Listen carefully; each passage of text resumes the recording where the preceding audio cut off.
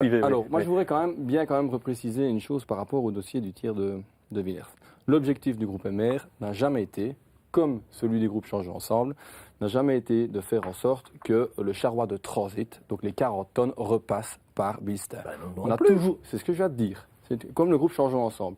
Donc l'objectif était vraiment de faire en sorte que ce fameux charroi de transit ne repasse plus. C'est beaucoup trop dangereux. Vous allez dans Bilstein, vous arrivez avec des 40 tonnes qui passent devant vos portes. C'est une catastrophe. On était bien conscients de ça et l'objectif était de supprimer ce charroi de transit, je le répète. Ce que nous avons essayé de faire, c'est de trouver un consensus avec nos entreprises locales, de manière à faire en sorte qu'on ne jette pas une pierre supplémentaire dans leur jardin. Vous savez que le monde économique se porte relativement mal à l'heure actuelle. La bourre n'échappe pas à la règle. Ce qu'on a essayé de faire, c'est de trouver un consensus de manière à ce que nos entreprises puissent continuer à survivre.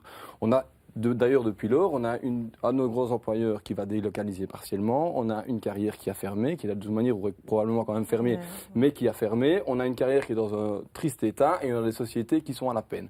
Donc l'objectif était simplement d'essayer de trouver un consensus avec eux de manière à pouvoir faire en sorte que ces sociétés locales-là, de la commune, puissent continuer à survivre. Il y avait un accord avec Corman de toute manière pour envoyer le charroi vers les nationales, etc. Il n'y avait pas de souci, il n'y avait pas de danger par rapport à ça. Alors, et aujourd'hui, que leur dites-vous à ces entreprises qui se sont senties pénalisées et qui le sont peut-être toujours maintenant? Quelle est la réponse de la majorité par rapport à la problématique? Les sociétés sont toujours clairement pénalisées. Elles sont d'ailleurs toujours en recours au niveau du Conseil d'État, qui n'a toujours pas, même si on a le rapport de l'auditeur, on n'a toujours pas le verdict définitif du Conseil d'État. On essaie en permanence de travailler avec elles pour essayer de trouver des solutions. Il y a les solutions qui ont été apportées, parce qu'à partir du moment donné où il y a un désaccord au niveau de la majorité, c'est pas pour ça qu'on allait faire exploser la majorité.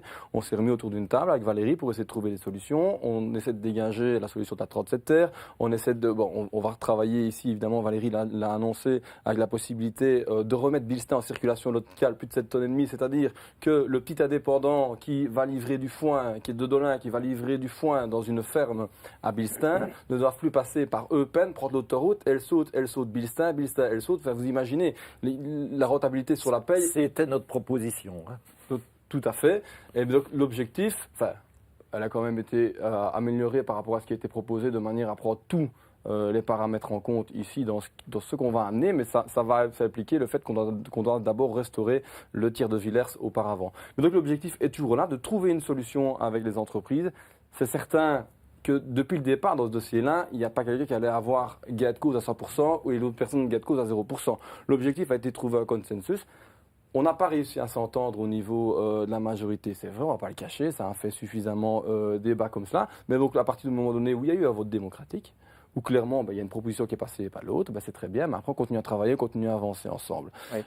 Est-ce qu'on pourrait imaginer une table ronde avec les entreprises pour essayer de retrouver un consensus qui satisfasse tout le monde, ou alors est-ce que ce recours au Conseil d'État, toujours pendant, montre encore les divergences entre le monde économique et politique sur ce dossier? Il y a clairement encore des divergences. Oui. Maintenant, c'est certain qu'à partir du moment donné où on va sortir de la procédure judiciaire, ce sera beaucoup plus facile de discuter. Oui. Mais alors clairement, oui, donc dans l'agenda, il faudra, et ça c'est ce qu'on demande depuis le départ, qu'on associe les commerçants locaux, et je pense que Valérie n'est pas contraire, je pense qu'on va pouvoir travailler tous ensemble autour de la table par rapport à ça.